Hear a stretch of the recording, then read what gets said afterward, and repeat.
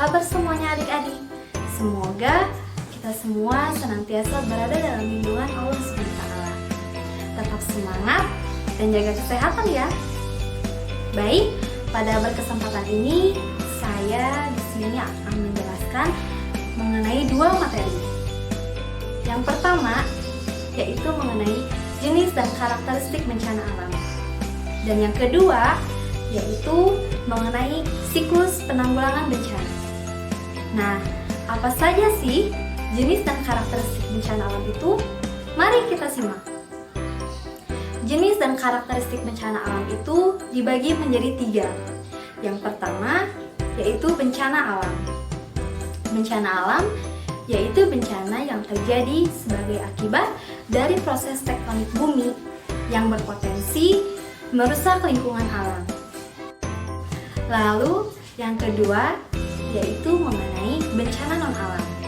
Bencana non-alam ini yaitu bencana yang diakibatkan peristiwa atau rangkaian peristiwa non-alam berupa kegagalan teknologi, kegagalan modernisasi, epidemi, dan wabah penyakit. Dan yang ketiga yaitu mengenai bencana sosial.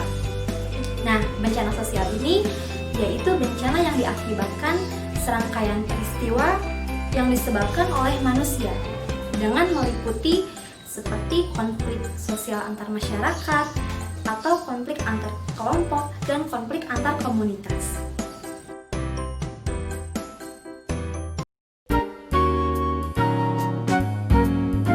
Setiap bencana umumnya memiliki pola atau siklus berulang, yang pada dasarnya terbagi menjadi 3 tahap, yaitu pra-bencana, saat bencana, dan pasca bencana. Penanggulangan bencana pada tahap pra-bencana terbagi menjadi 2, yakni 1. Pencegahan dan mitigasi, dan yang kedua, kesiapsiagaan. Tindakan pencegahan yang tergolong mitigasi pasif antara lain penyusunan peraturan perundang-undangan, pembuatan peta rawan bencana, dan pemetaan masalah, pembuatan pedoman atau standar atau prosedur, pembuatan brosur atau leaflet atau poster, serta penelitian atau pengkajian karakteristik bencana. Sedangkan yang tergolong tindakan pencegahan mitigasi aktif antara lain pembuatan dan penempatan tanda-tanda peringatan seperti tanda bahaya, tanda larangan memasuki daerah rawan bencana, dan sebagainya. Pengawasan terhadap pelaksanaan berbagai peraturan yang berkaitan dengan pencegahan bencana. Pelatihan dasar kebencanaan bagi aparat dan masyarakat. Pemindahan penduduk dari daerah yang rawan bencana ke daerah yang lebih aman. Kemudian, apa saja kegiatan yang termasuk dalam upaya kesiapsiagaan?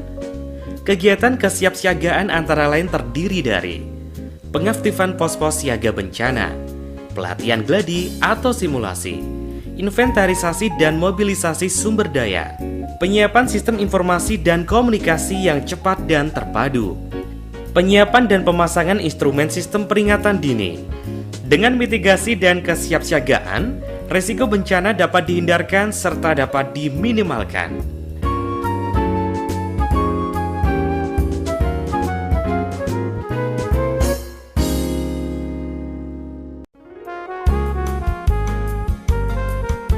Setiap bencana umumnya memiliki pola atau siklus berulang, yang pada dasarnya terbagi menjadi 3 tahap, yaitu pra-bencana, saat bencana, dan pasca bencana.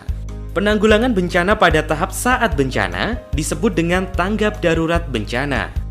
Menurut Peraturan Kepala Badan Nasional Penanggulangan Bencana Nomor 4 Tahun 2008, yang disebut dengan tanggap darurat bencana adalah serangkaian kegiatan yang dilakukan dengan segera pada saat kejadian bencana untuk menangani dampak buruk yang ditimbulkan.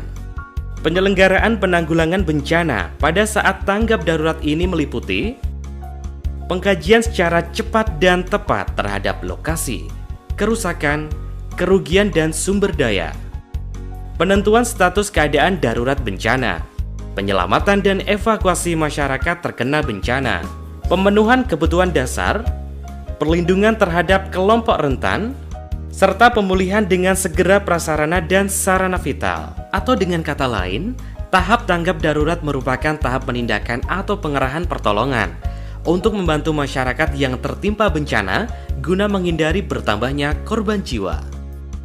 Tanggap darurat langkah yang tepat, evakuasi terlaksana cepat, masyarakat berhasil selamat.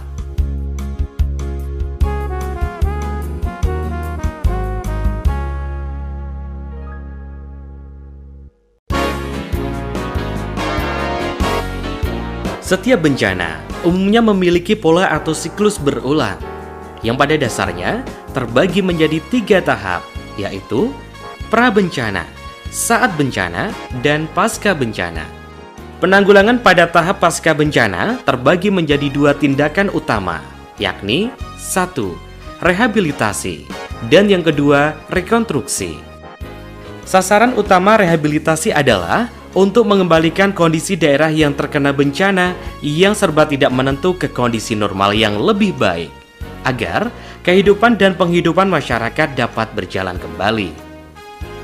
Yang termasuk kegiatan rehabilitasi antara lain, perbaikan lingkungan daerah bencana, perbaikan prasarana dan sarana umum, perbaikan rumah masyarakat, pemulihan sosial psikologis, pemulihan kegiatan bisnis dan ekonomi, serta pemulihan fungsi pelayanan publik. Sedangkan, rekonstruksi bertujuan untuk membangun kembali sarana dan prasarana yang rusak akibat bencana secara lebih baik dan sempurna. Yang termasuk kegiatan rekonstruksi antara lain, pembangunan kembali prasarana dan sarana dasar seperti jalan, listrik, air bersih, dan lain sebagainya. Pembangunan kembali sarana sosial masyarakat seperti tempat ibadah, balai adat, dan lain sebagainya.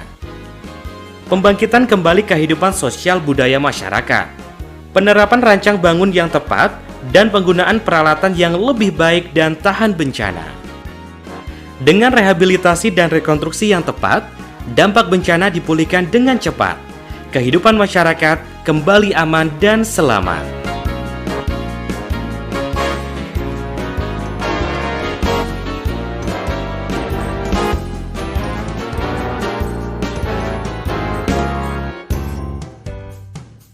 Nah, mungkin itu saja penjelasan dari saya. Mudah-mudahan bermanfaat bagi kita semua. Mohon maaf apabila ada salah kata, dan semoga bermanfaat bagi kita semua. Terima kasih.